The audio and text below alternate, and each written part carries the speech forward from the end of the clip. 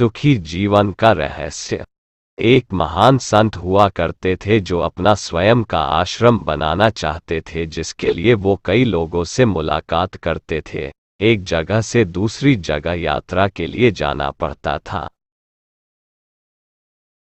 इसी यात्रा के दौरान उनकी मुलाकात एक साधारण सी कन्या विदुषी से हुई। विदुषी ने उनका स्वागत किया और संत से कुछ समय कुटिया में रुककर आराम करने की याचना की। संत उसके मीठे व्यवहार से प्रसन्न हुए और उन्होंने उसका आग्रह स्वीकार किया। विदुषी ने संत को अपने हाथों का स्वादिष्ट भोज कराया और उनके विश्राम के लिए खटिया पर एक दरी बिछा दी और खुद फर्श टाट बिछा कर सो गई। विदुषी को सोते ही नींद आ गई। उसके चेहरे के भाव से पता चल रहा था कि विदुषी चैन की सुखद नींद ले रही है। उधर संत को खाट पर नींद नहीं आ रही थी। उन्हें मोटे नरम गद्दे की आदत थी जो उन्हें दान में मिला था। वो रात भर विदुषी का सोच रहे थे कि वो कैसे इस कठोर जमीन पर इतने चैन से सो सकती है।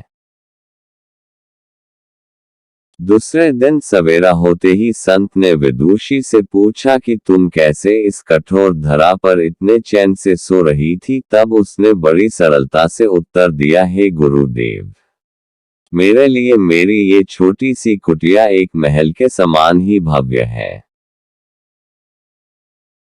इसमें मेरे श्रम की महक है। अगर मुझे एक समय भी भोजन मिलता है तो मैं खुद को भाग्यशाली मानती हूँ। जब दिन भर के कार्यों के बाद मैं इस धरा पर सोती हूँ तो मुझे माँ की गोद का आत्मीय एहसास होता है। मैं दिन भर के अपने सत्कर्मों का विचार करते हुए चैन की नींद सो जाती हूँ। मुझे एहसास भी नहीं होता कि मैं इस कठोर धरा पर हूँ। यह सब सुनकर संत जाने लगे। तब विदुषी ने पूछा, हे गुरुवर, क्या मैं भी आपके साथ आश्रम के लिए धन एकत्र करने चल सकती हूँ? तब संत ने विनम्रता से उत्तर दिया, बालिका, तुमने जो मुझे आज ज्ञान दिया है उससे मुझे पता चला कि चित्त का सुख कहाँ है। अब मुझे किसी आश्रम की इच्छा नहीं रह गई। आत्म शांति एवं संतोष ही सुखी जीवन का रहस्य है। जब तक इंसान को संतोष नहीं मिलता वो जीवन की मोह माया में फंसा ही रहता है, और जो इस मोह माया में फंसता है उसे कभी चैन नहीं मिलता। जीवन का सुख संतोष में है। अगर मनुष्य जो है उसे स्वीकार कर ले और उसी में खुशियां तलाशे तो वो उसी क्षण सारे सुख का अनुभव कर लेता है। जिस तरह विदुषी एक वक्त के भोजन को ही अपना सौभाग्य मानती है और कठोर धरा पर भी चैन से सोती है, उसी कारण उससे जीव में सभी सुखों का अनुभव हुआ है।